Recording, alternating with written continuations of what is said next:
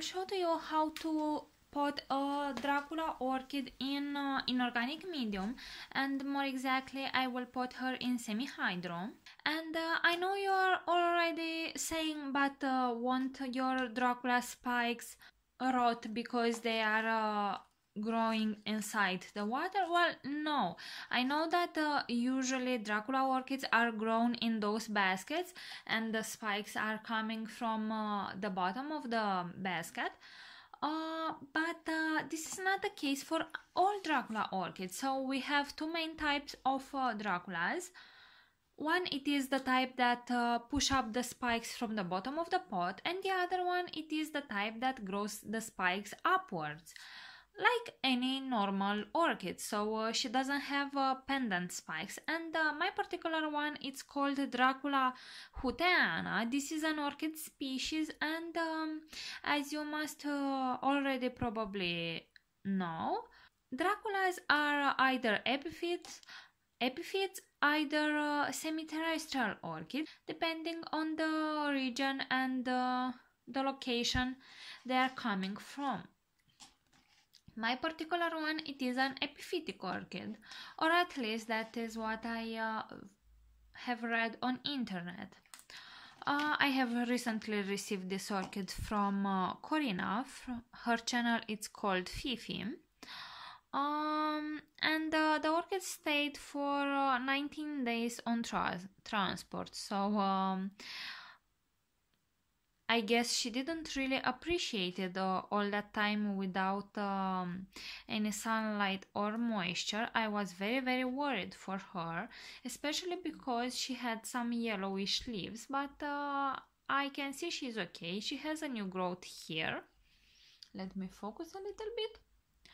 And because mine is growing the spikes upwards, I can safely pot her in semi-hydro, and all the tutorials that I've seen on YouTube show Dracula orchids in baskets, and I know that is quite hard to grow for some of you, and especially for me, because I have a very busy life. I don't really have time to grow orchids in baskets or mounted. So I will pot my lovely orchid in semi-hydro. I have here quite a nice division. I have quite a lot of leaves and a few good roots. They are stiff, so they are alive. I don't have much to cut, so I will just leave them like that. If you have any dead roots, meaning when you are trying to pull from it, you will remain with a string behind. That means that root is dead. So right, what you will need for this, it is a semi-hydroponic pot. I will use a simple plastic cup. I drill 2 holes here, which will make the reservoir of the pot, because we will have water standing in the reservoir for at all times. So first, what you want to do, even if you have a very big orchid with a big root system, it is to cover the reservoir with medium. I will use some ceramis. I am currently taking away all the ceramis from my normal orchids, let's call them like that, because well, semi-hydro, it is designed to work with leca beads and not with ceramis, and because the leca beads are rounded, they hold much more air in between them, but ceramis, it isn't, because basically it doesn't have that round shape. But this is great for Masdevallias, for any type of terrestrial orchid like Zygopetalum, for example, or Cymbidium. But because Dracula orchids are actually a subgenus from the Masdevallia one, they love to have constant moisture at the roots, and they don't like to dry out at all in between waterings. This if you grow them in moss, like most people do. So she will love ceramis. I already have 2 Masdevallias that are growing in ceramis, and they absolutely love it, so I will use it for this Dracula too. So I will put a little bit of ceramis. I have pre-rinsed it, so about this amount is enough. Now I will take gently my orchid and position it inside. Because I don't really know which direction she grows, I will just put her in the middle of the cup. And we will continue to add the rest of the medium. As you can see, this is super easy to do. And another thing that you should consider it is that Dracula orchids love high humidity, and they are cold to cool growing orchids. So well, my cat decided to join us. So because we are using ceramis, or maybe you want to use lecabis, that can work as well. It is much more cooler than other mediums, and this type of orchids love it. I already have very good results, as I said, with my Masdevallias.